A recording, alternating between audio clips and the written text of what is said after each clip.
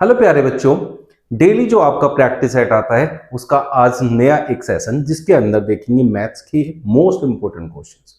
ये रिपीटेडली पूछे जाते हैं और बहुत ज्यादा यूजफुल होते हैं।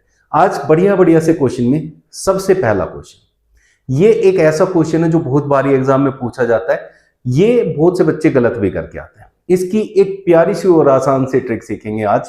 तो चलिए देखते कैसे करते हैं इस क्वेश्चन को। 37 plus 20 root 3 minus 61 plus 28 root 3 का मान पूछा गया है। तो इसके लिए आपको कुछ चीजें पहले समझनी पड़ेंगी, वो चीजें मैं आपको समझाता हूं। जैसे आप यहां देखिए 7 प्लस 2 रूट 10, 7 प्लस 2 रूट 10 है और इस पूरे का रूट है।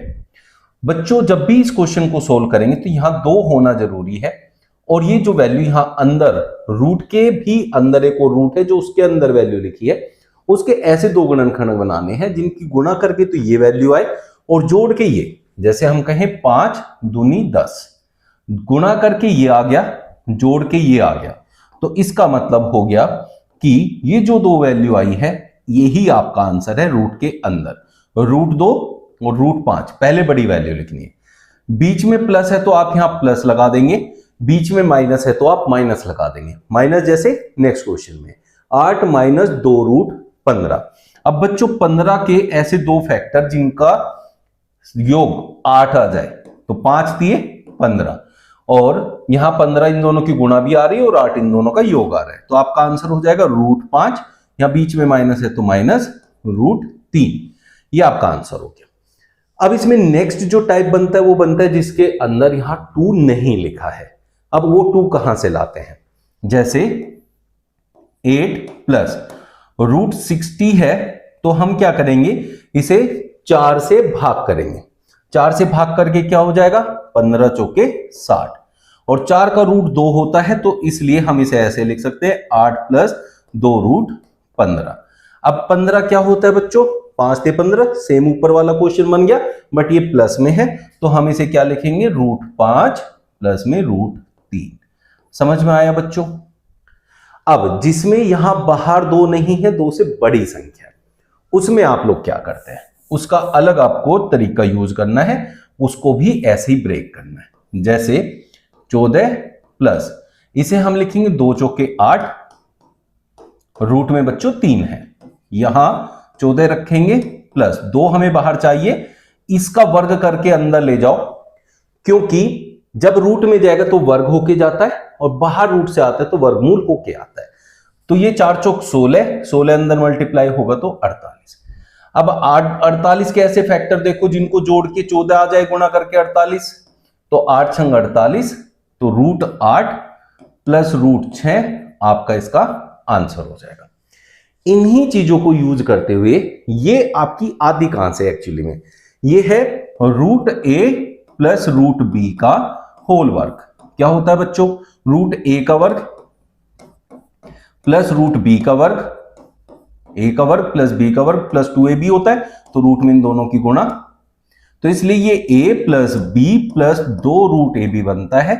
तो वहीं से ये हमें ट्रिक मिलती है।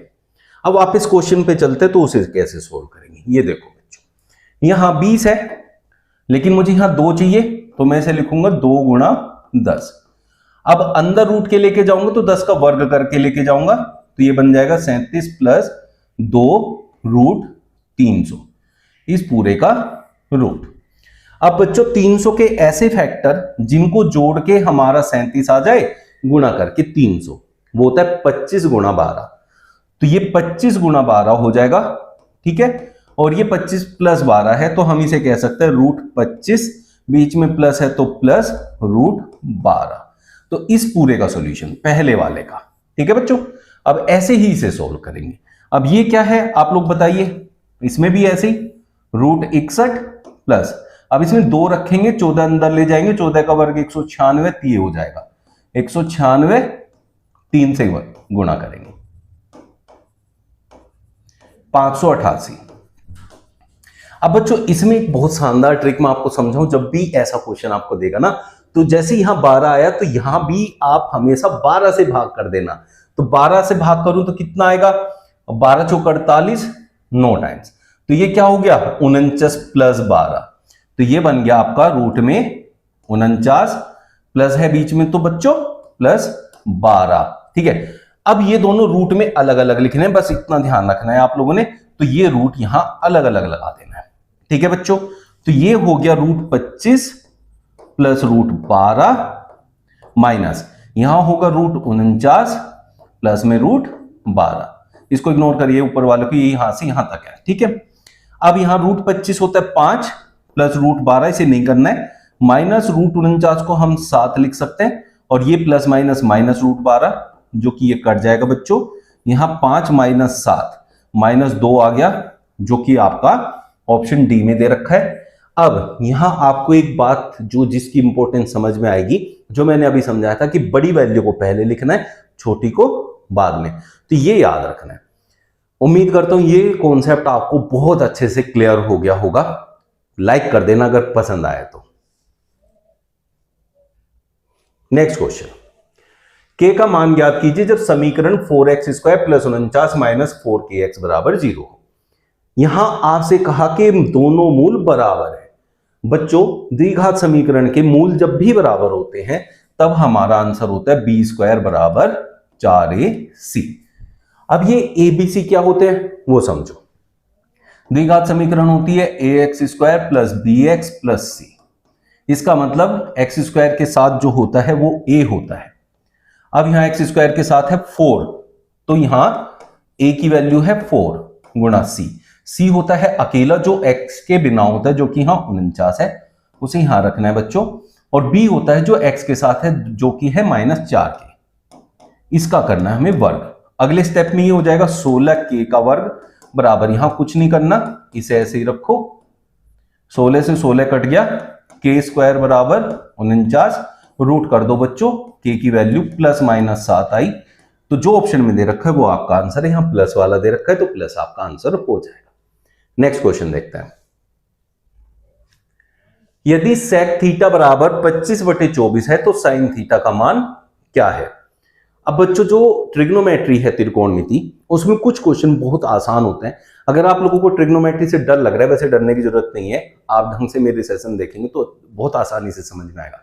बट फिर भी आप ये है कि डर लगता है, फिर भी तो सिंपल वाले क्वेश्चन करें, जैसे ये है, और यही सबसे ज्यादा एग्जाम में पूछे जाते हैं। अब इसको परपेंडिकुलर, इसको हाइपोटेन्यूज, इसको बेस कहते हैं, आधार, ये लंब, ये कर्ण। यहां 90 डिग्री का कोण होता है। ट्रिग्नोमेट्री जो है पूरी 90 डिग्री वाले ही ट्राइंगल पे वर्क करती है। अब बच्चों, सेक थीटा देखो, पंडित भद्री प्रसाद अपॉन हर भोले जो होता है, ये साइन के लिए, ये कोस के लिए, ये टेन के लिए। अब बच्चों, ये क्या है, सेक है, जो कि कोस का उल्टा होता है, तो ये h का मान है, ये b का मान है बच्चों। ठीक है, इसका उल्टा होता है। अब यहां आपको हमेशा ट्रिपलेट याद रखने हैं। एक ट्रिपलेट होता है 7, 24, 25, मतलब एक भुजा 7 होगी, एक 24 होगी, एक 25, ये ट्रिपलेट है। अब ट्रिपलेट आपको याद करने पड़ेंगे, 7, 24, 25। ध्यान देना, उसने 24, 25 दिया है, तो इसका मतलब एक और जो आपकी भुजा है वो 7 है। अब आपसे पूछा साइन थीटा, साइन होता है बच्चों परपेंडिकुलर अपॉन हाइपोटेन्यूज। सबसे बड़ी जो साइड होती है वो ये होती है, तो ये तो 25 है। अब ऊपर ये संख्या आनी है, जबकि b कितना है 24, यहां से पता चला, तो 7/25 आपका आंसर हो जाएगा, जो कि आपका ऑप्शन बी में दे रखा है। तो इस तरीके से आप त्रिकोणमिति के क्वेश्चन आसानी से कर सकते हैं, ये चीज आपको दिमाग में रखनी होगी। नेक्स्ट क्वेश्चन आपका एक बहुत प्यारा सा, अलग सा, डिफरेंट सा क्वेश्चन है। तो इस क्वेश्चन को समझिए और कैसे सोचना है, बिल्कुल सिंपल तरीके से सोच के क्वेश्चन को करिए। उसने कहा एक हीरे का मूल्य इसके वजन के वर्ग के सीधे समानुपाती है। एक व्यक्ति गलती से हीरे को 3, 5, 7 के अनुपात में 3 टुकड़ों में तोड़ देता है। इसका मतलब क्या है, वो जो टोटल था उसमें से ये सारे हिस्से बने, तो 5, 3, 8, 7, 15। इसका मतलब टूटने से पहले वो 15 हिस्सों में बटा हुआ था, मतलब वो 15 हिस्से थे और वो 3, 5, 7 में बट गया। अब जो इसका मूल्य है वो इसके वजन के सीधे समानुपाती है वर्ग के। अब इसका अगर वर्ग करूं तो उसका मूल्य आ जाएगा बच्चों, तो मूल्य कितना हो गया 225, और हिस्से कितने हैं उसके 15। अब वो कहता है और इसलिए उसे 42,600 की हानि होती है। अब बच्चों, जो उसके 3 हिस्से हैं ये वाले, उसका वर्ग 9, 5 का वर्ग 25 और 7 का वर्ग 49, तीनों को जोड़ो तो 83। इसका मतलब पहले उसको 225 रुपए के हिसाब से मिल रहे थे, अब उसे सिर्फ 83 ही मिलेंगे। अगर हिस्सों की बात करें, जब अनुपात में बात आती है तो बच्चों हम हिस्से को मान के चलते हैं। अब हमें पहले 225 हिस्से मिल रहे थे पैसों के हिसाब से, और अब मिल रहे 83 हिस्से। अब नुकसान हो गया। अब उसने कहा इसलिए उसे 42,600 की हानि होती है। कुल रुपयों में उसको हानि हुई 42,600 की, और हिस्सों के हिसाब से उसे हुआ हानि इन दोनों का अंतर। तो 5 3 2 और 8 4 12, 142 हिस्सों की उसे हानि हुई, जबकि रुपयों में ये हानि 42,600 रुपए है। अब वो कह रहा है कि भैया आपको क्या बताना है, हीरे का वास्तविक मूल्य। वास्तविक मूल्य उसका क्या था बच्चों, 225। इसका मतलब आपको 225 हिस्से पता करने हैं। तो एक हिस्सा कैसे आएगा, 42,600 को हम भाग करेंगे 142 से, और 225 से गुणा कर देंगे तो टोटल आ जाएगा कितने हिस्से हैं। ये इसका 3 गुना, 3 दूनी 6, 25 3 75। ये उसका वास्तविक मूल्य था, जो घट के 42,600 रुपए की हानि दे जाता है। अब आपको उम्मीद करता हूं कि ये क्वेश्चन जो है अच्छे से समझ में आया होगा। सचिन की शादी 21 वर्ष पहले हुई थी और उसकी वर्तमान आयु शादी के समय उसकी आयु के 7/4 गुना है। अब इस क्वेश्चन में ना बहुत सारे बच्चे कंफ्यूज रहते हैं और अलग अलग कॉन्सेप्ट यूज करते हैं। कहीं ऑप्शन का यूज करते हैं, कहीं तो एक्स लगाते हैं। तो उसके लिए बहुत सिंपल सी एक ट्रिक सिखाता हूं, आज सीख लो। उसने कहा उसकी वर्तमान आयु शादी के समय उसकी आयु के 7/4 गुना थी। इसका मतलब है कि अगर 7/4 में से हम देखेंगे तो अब हम ये कहेंगे कि अभी उसकी आयु 7 है और शादी के समय उसकी आयु 4 थी बच्चों। इसका मतलब अब उसमें 3 का अंतर आ गया, हिस्सों के हिसाब से 3 का अंतर आ गया। अब ये अंतर उसने कहा 21 वर्ष पहले शादी हुई थी। अगर आयु में देखें तो ये ही जो उसका अंतर है वो 21 साल का है, जबकि यहां हमारे हिसाब से 3 हिस्से हैं। 3 हिस्से 21 के बराबर है तो एक हिस्सा 7 के बराबर है बच्चों। अब ये उसके कितने हिस्से हैं, 7। तो 7 का 7 गुना, अभी वो 49 साल का है, और 7 चौक 28, शादी के समय वो 28 साल का था। अब वो कह रहे यदि सचिन के 18वें जन्मदिन पर उसका भाई उससे 4 वर्ष छोटा था, किसी भी दो व्यक्ति के बीच की जो आयु का अंतर होता है वो हमेशा सेम रहता है, हर साल सेम रहेगा, चाहे आप कितने भी बड़े हो जाओ। तो इसलिए अगर वो 18वें जन्मदिन पे 4 साल छोटा था इससे, तो आज भी 4 साल छोटा होगा। ये 49 का है तो इसमें से 4 माइनस कर दो, वो 45 का है। इसका मतलब हमारा आंसर ऑप्शन ए हो जाएगा बच्चों। उम्मीद करता हूं ये क्वेश्चन अब आप लोग गलत नहीं करेंगे। ये है आपके ग्राफ के क्वेश्चन। अब इसमें कुछ इंफॉर्मेशन देता है, उसके आधार पर आपसे क्वेश्चन पूछे जाते हैं। जैसे उसने कहा दिए गए वृत्त चित्र में कंपनी के व्यय के वितरण को दर्शाया गया है। कंपनी का कुल व्यय 1,36,000 है, 1,36,000। ठीक है बच्चों, कुल व्यय। अब व्यय कहीं में दे रखा है प्रतिशत में।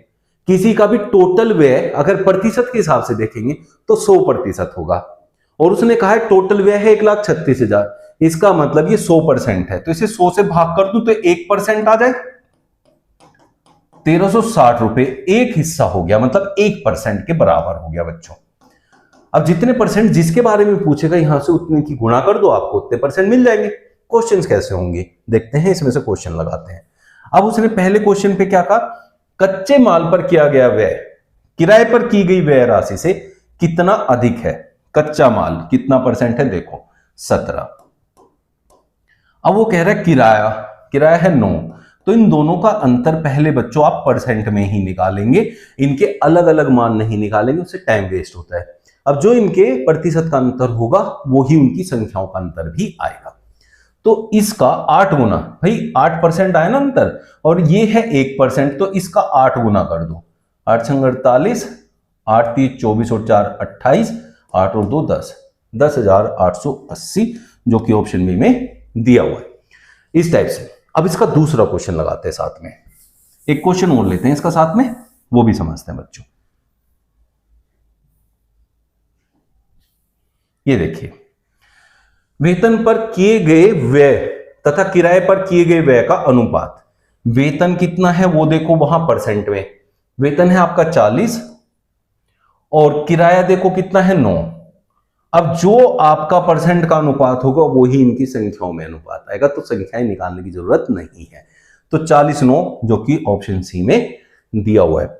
एक क्वेश्चन और ले लेते हैं तो आपको क्लियर हो जाएंगी चीजें कि हम लोगों को क्या करना है एक्चुअली इनमें। अब आगे क्या कह रहा है, फर्नीचर तथा अन्य पर। फर्नीचर कितना है बच्चों, 14%, और अन्य क्या है बच्चों, 20%। देखो क्या कह रहा है, द्वारा किया गया कुल व्यय, कुल व्यय है तो जोड़ दो, मतलब 34% व्यय हुआ है। अब 34 की इसमें मल्टीप्लाई कर दो, आपका आंसर आ जाएगा। मल्टीप्लाई करके कमेंट में जरूर लिखना आपका क्या आंसर आया है। ये प्यारा सा क्वेश्चन जो मोस्ट रिपीटेडली एग्जाम्स में आता है, बहुत सिंपल होता है लेकिन बहुत से बच्चे से छोड़ देते हैं। चलो देखते हैं कैसे लगाते हैं। 165 का वर्ग 27,225 है, ठीक है बच्चों। तो 272.25 बच्चों, अगर मैं इसका वर्गमूल करूं तो इधर भी इसका वर्गमूल हो जाएगा, तो इसके वर्गमूल का मान 165 होगा, क्योंकि वर्गमूल से आपका स्क्वायर कट जाता है, ठीक है बच्चों। तो इसका मतलब इसका मान भी 165 है, इसका भी 165 है, इसका भी, क्योंकि संख्या बराबर है। बस छारा खेल है दशमलव का। दशमलव के अंदर जब भी रूट के अंदर कोई वैल्यू होती है, उसका दशमलव आधे स्थानों पे रह जाता है। जैसे यहां देखो 2 स्थानों पे दशमलव है, तो इसका जो रूट जो आएगा उसमें पीछे की तरफ से एक स्थान पे दशमलव लगाना है, मतलब यहां लगाना है। इसमें 2 और 2 4 पे लगा हुआ है, तो कितने पे लगाना है, 2 पे लगाना है। तो 2 पे लगाना है तो कहां आएगा, 1.65 हो जाएगा। अब यहां 6 पे है तो कितने पे आ जाएगा, 3 पे। 3 पे आएगा तो 0.165 हो जाएगा बच्चों। ये याद रखना है कि भैया दशमलव इसमें लगता रहेगा। तो 5 6 5 11, 6 6 12 और 1 13, 8 18.315, जो कि ऑप्शन डी में दिया हुआ है। 29 की पावर 136 का इकाई अंक क्या होगा। इकाई अंक होता है यूनिट प्लेस, मतलब इधर की तरफ सबसे पहला अंक, मतलब या कह लो पीछे की तरफ सबसे पहले अंक को हम इकाई का अंक कहते हैं। अब अगर हमें इकाई का अंक पता करना है तो 29 की जरूरत भी नहीं है, सिर्फ इकाई अंक की बात करते हैं। तो यहां 29 में से बच्चों आपको लेना है 9 की पावर 136। अब जब भी बच्चों आप इकाई अंक का क्वेश्चन करेंगे तो हमेशा पावर को 4 से भाग करेंगे, और जो शेष आएगा वो इसकी पावर रह जाएगी। अब अगर हम देखें 136 को 4 से भाग करें तो क्या आएगा, 4 तिये 12 और 4 चौक 16। अब क्या हुआ, जीरो आपका शेष आ गया। जब आपका जीरो शेष आए उस केस में जीरो कभी नहीं रखना है, उसकी पावर रखनी है 4 अगर जीरो आता है। बाकी 1 आएगा तो 1 रखेंगे, 2 आएगा तो 2, 3 आएगा तो 3। 4 के केस में जब यहां जीरो आ जाए तो पावर लेनी है 4, ठीक है बच्चों। अब ये मतलब हुआ 9 की पावर 4 का मतलब है 9 खुद से 4 बार गुना होगा। अब ये देखो 9 9 81 का सिर्फ 1 लेंगे इकाई अंक, 1 निम्न 9, 9 9 81, 81 का फिर 1 लेंगे, तो इस पूरे का जो इकाई अंक आएगा वो 1 आएगा, जो कि ऑप्शन 1 में दिया हुआ है। अब आप लोगों को यूनिट डिजिट अच्छे से समझ में आया होगा कैसे निकालते हैं जब पावर में दिया होता है। ये थे आज के आपके इंपॉर्टेंट क्वेश्चंस जो आज हमने लगाए, और प्यारे से बढ़िया से क्वेश्चन लेके कल फिर आऊंगा। जुड़िएगा हमारे साथ डेली आपके अपने प्रैक्टिस सेट में। Thank you.